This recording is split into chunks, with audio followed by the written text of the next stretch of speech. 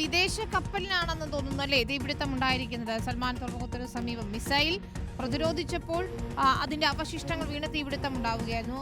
അതായത് മിസൈൽ വർഷമാണ്, ഡ്രോണുകളുടെ ഒരു വർഷമാണ്. അപ്പോൾ പലതും പ്രതിരോധിക്കുന്ന സമയത്ത് ഇത്തരത്തിലുള്ള അപകടങ്ങൾ പതിവുമാണ്. ഇന്നലെയും നമ്മൾ ഇതേപോലെ ഡ്രോൺ അവശിഷ്ടങ്ങൾ വീണ് പരിക്കേറ്റതായുള്ള അപ്ഡേറ്റുകളും നൽകിയിരുന്നു. ഇപ്പോൾ ഇതൊരു വിദേശ കപ്പലാണെന്നാണ് മനസ്സിലാക്കുന്നത്. തീ അണയ്ക്കാനുള്ള ശ്രമങ്ങളും തുടരുകയാണ് അല്ലേ? തീർച്ചയായും സൽമാൻ വ്യാവസായിക മേഖല എന്ന് പറയുന്നത് വിദേശ രാജ്യങ്ങളുടെ അടക്കം നിരവധി കപ്പലുകൾ നങ്കൂരമിടുന്നൊരു സ്ഥലം കൂടിയാണ്, ഒരു വ്യാവസായിക മേഖലയാണ്. അവിടെയാണ് ഈ മിസൈലുകൾ പതിച്ച സമയത്ത് മിന സൽമാൻ തുറമുഖത്ത് ഒരു കപ്പലിന് തീപിടിച്ചതായിട്ടുള്ള റിപ്പോർട്ടുകൾ ഇപ്പോൾ വരുന്നത്. അത് വലിയ തീപിടുത്തമാണ് എന്ന് തന്നെയാണ് മനസ്സിലാക്കുന്നത്. അത് അണയ്ക്കാനുള്ള ശ്രമങ്ങൾ ഇപ്പോൾ നടക്കുകയും ചെയ്യുന്നു. ഏത് രാജ്യത്തിൻ്റെ കപ്പലിനാണ് തീപിടിച്ചത് എന്ന കാര്യം ഇപ്പോൾ ബഹ്റൈൻ പറയുന്നില്ല. ഒരു കപ്പലിന് തീപിടിച്ചിട്ടുണ്ട്, ആ തീപിടുത്തം അവർ സ്ഥിരീകരിക്കുകയും ചെയ്യുന്നുണ്ട്.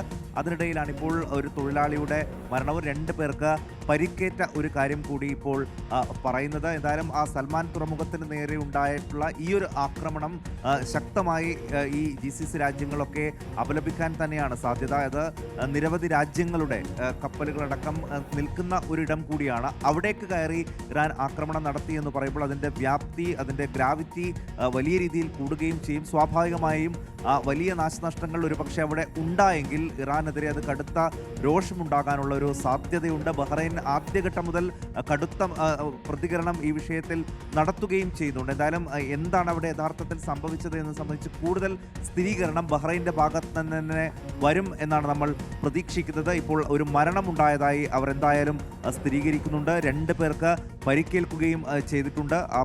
അതോടൊപ്പം തീ അണയ്ക്കാനുള്ള ശ്രമങ്ങൾ ഇപ്പോഴും തുടരുകയാണ്. ഈ തൊഴിലാളികളായിട്ടുള്ള 2 പേർക്കാണ് പരിക്കേറ്റത്.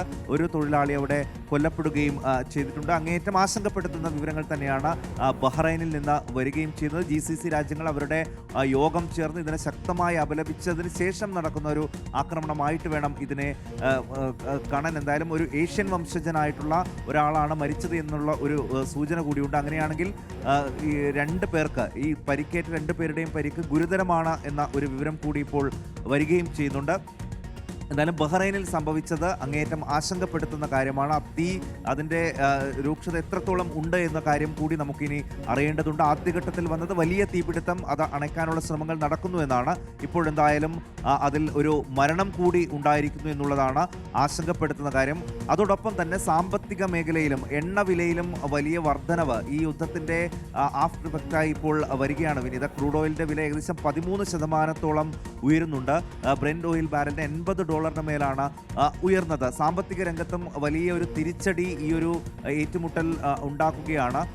ദുബായിലടക്കം അതിൻ്റെ ഗൾഫ് രാഷ്ട്രങ്ങളിലടക്കം അതിൻ്റെ അനുരണനങ്ങൾ വന്നു തുടങ്ങി എന്നുള്ളതാണ്. അവരുടെ സ്റ്റോക്ക് മാർക്കറ്റ് അടക്കം 2 ദിവസത്തേക്ക് അടച്ചിടുന്നതായിട്ടുള്ള റിപ്പോർട്ടുകൾ കഴിഞ്ഞ ദിവസം വരികയും ചെയ്തിരുന്നു. അങ്ങനെ സാമ്പത്തിക രംഗത്തും എല്ലാ മേഖലകളിലും ഒരു ചലനമുണ്ടാക്കുന്ന രീതിയിലേക്ക് ഇതിപ്പോൾ പോവുകയാണ്.